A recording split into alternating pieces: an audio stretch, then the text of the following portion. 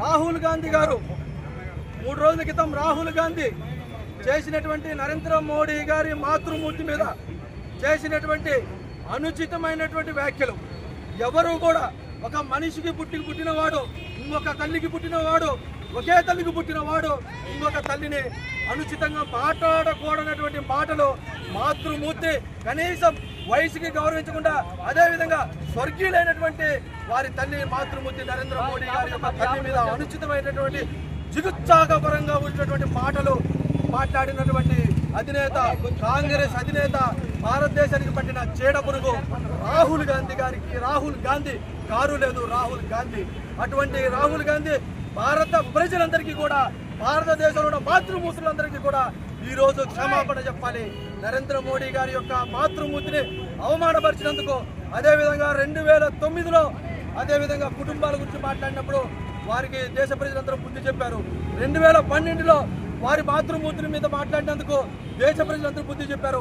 ఈ రోజు బీహార్ ఎలక్షన్ సందర్భంగా నరేంద్ర మోడీ గారి మాతృమూర్తిని మీద అన్నందుకు ఈ రోజు కూడా మళ్ళీ బీహార్ ప్రజలందరూ, దేశ ప్రజలందరూ కూడా బుద్ధి చెప్తారు.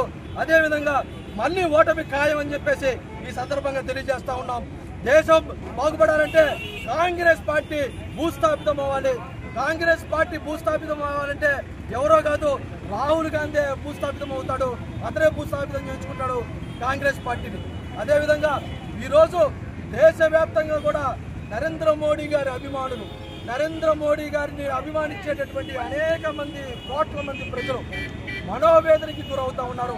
ఈరోజు రాహుల్ గాంధీ చేసినటువంటి అనుచితమైన వ్యాఖ్యలు, అదేవిధంగా మా భారతీయ జనతా పార్టీకి భారతదేశంలో ఉన్న అందరికీ, మాతృమూర్తులందరికీ నీ మాతృమూర్తి మీద అభిమానం ఉంది కాబట్టి మేము మీ యొక్క పూర్వవాసన గురించి మేము మాట్లాడట్లేదు. అది మా భారతీయ జనతా పార్టీ మాకు నేర్పింది. మా ఇంట్లో మా సంస్కృతి, భారత సంస్కృతి, మా ఇంట్లో ఒక తల్లిదండ్రులు మాకు ఆ విధంగా నేర్పారు. అందుకని ఈ రోజు నీ తల్లి గురించి మాట్లాడాలంటే మేము సంకోచిస్తున్నాం. మాకు ఆ గౌరవం మాకుందని చెప్పి ఈ సందర్భంగా తెలియజేస్తూ అతను ఖచ్చితంగా రాహుల్ గాంధీ క్షమాపణ చెప్పి తీరాల్సిందే. లేకపోతే కాంగ్రెస్ హటావో, భారతీయ జనతా పార్టీ ఖచ్చితంగా జీత్ అవుద్ది బీహార్లో. అందులో ఎటువంటి సందేహం లేదు. మేము గెలుస్తున్నాం.